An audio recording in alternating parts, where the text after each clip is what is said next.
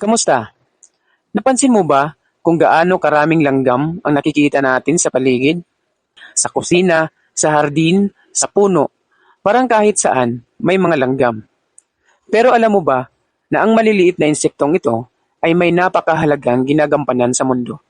Sa video na ito ay pag-uusapan natin ang mga sayantipikong katangian ng langgam at kung paano sila nakakatulong sa kalikasan. Simulan na natin.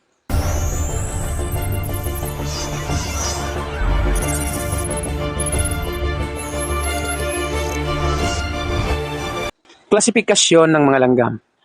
Ang langgam ay kabilang sa kaharian, Animalia, Talapian, Arthropoda, uri, Insecta, orden, Hymenoptera. Pamilya sila ng mga Formicidae. Ang itsura at anyo ng katawan ng mga langgam. Nahahati ang katawan nila sa tatlong bahagi: ulo, dibdib, at tiyan. May 6 na paa, 2 antena, at malalakas na panga o mandibles. Ang ilang uri ng mga langgam ay may sting o kagat na may lason, gaya ng fire ants. Ang pamumuhay ng mga langgam sa kolonya. Nabubuhay sila sa kolonya, isang organisadong pamayanan. May 3 uri ng langgam sa isang kolonya. Rena. Ang rena ay nangingitlog. Mga manggagawa. Ang mga manggagawa ang nag-aalaga sa mga itlog, naghahanap ng mga pagkain. Mga sundalo. Ang mga sundalo ng mga langgam ay nagtatanggol sa kolonya. Meron silang sistemang komunikasyon gamit ang pheromones, isang uri ng kemikal na ginagamit upang magbigay ng babala, magturo ng direksyon o mangalap ng tulong. Ang lakas at pangangatawan. Kayang buhati ng langgam ang bagay ng 10 o hanggang sa 50 beses na mas mabigat kaysa sa kanilang katawan. Ang katalinuhan nila. Gumagamit sila ng amoy o pheromone trail para matandaan ang pagbalik nila sa pugad. May ilang uri ng mga langgam na gumagawa ng tulay o bangka gamit ang kanilang mga katawan para makatawid sa tubig. Sa pagpapaganda ng lupain, ang mga langgam, habang naghuhukay sila sa daan sa lupa, napapalambot nila ito at nakakatulong sa pagpasok ng hangin at tubig.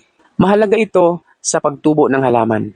Sa kalinisan, kumakain sila ng patay na insekto, hayop, at nabubulok na pagkain. Kaya sila ay natural na tagalinis ng kapaligiran. Sa pagkontrol sa peste, nilalabanan nila ang mga peste tulad ng uod, pulgas, at anay. Sa ilang sakahan, ginagamit ang mga langgam bilang natural na panlaban sa peste. At sa pagkakalat ng mga binhi, may mga langgam na nagdadala ng buto sa kanilang lungga. Kapag hindi nila ito nakain, tumutubo ito bilang bagong halaman. At sila ay bahagi rin ng food chain. Sila ay pagkain ng ibang hayop tulad ng mga ibon, palaka, butiki, at iba pa. Ang pagkawala nila ay maaaring makasira sa balanse ng kalikasan. Ang ugnayan sa ibang insekto.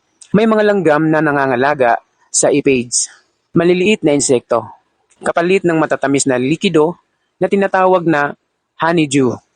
Isang halimbawa ito ng mutualismo, relasyon kung saan parehong nakikinabang ang dalawang nilalang.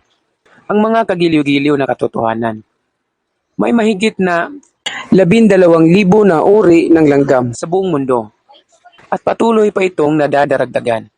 Sa ilang bahagi ng mundo, ginagamit ang langgam bilang natural na panahi sa sugat. Ginagawang pang-ipit ang kanilang mga panga. At oo, sa ibang bansa, kinakain ng langgam bilang alternatibong mapagkukunan ng protina. Ngayong alam na natin ang tungkol sa mga langgam. Mula sa kanilang pisikal na katangian hanggang sa papel nila sa kalikasan. Sana ay mas mapahalagahan natin sila. Hindi lang sila basta gumagapang sa ating kusina. Sila ay bahagi ng mas malaking sistema ng buhay sa mundo. Maliliit man, pero makapangyarihan at mahalaga. Kung nagustuhan mo ang kaalaman na ito, huwag kalimutang i-share sa iba. Salamat sa pakikinig at hanggang sa muli.